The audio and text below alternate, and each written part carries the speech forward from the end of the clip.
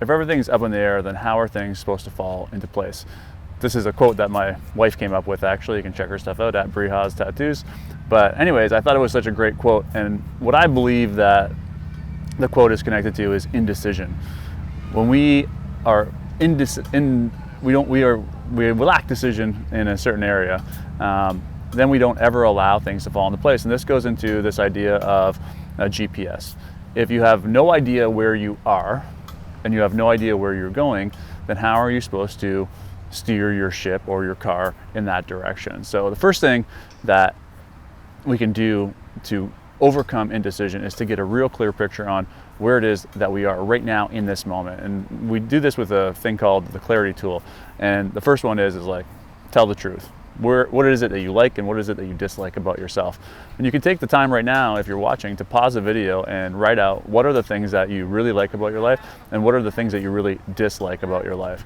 The second thing that you can do after this is you can ask yourself, where is it that you want to go? Where is it that you're trying to get to in the next year, the next 5 years, the next 10 years? But for this practice, we're just going to do it for this next year. Where is it that you want to be in 1 year from now?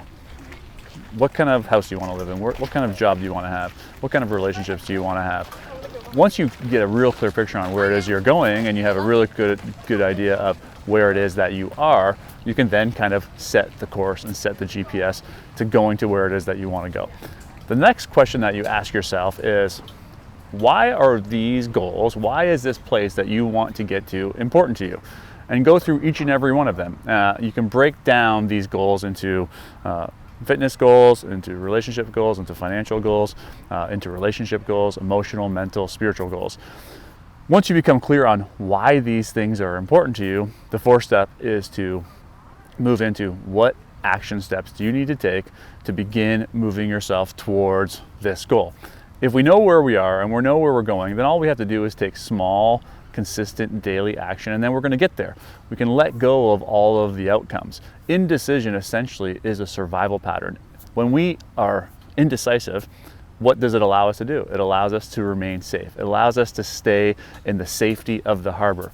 But if we want to grow, if we want to get to our destination, we eventually have to venture out into the uncertain seas.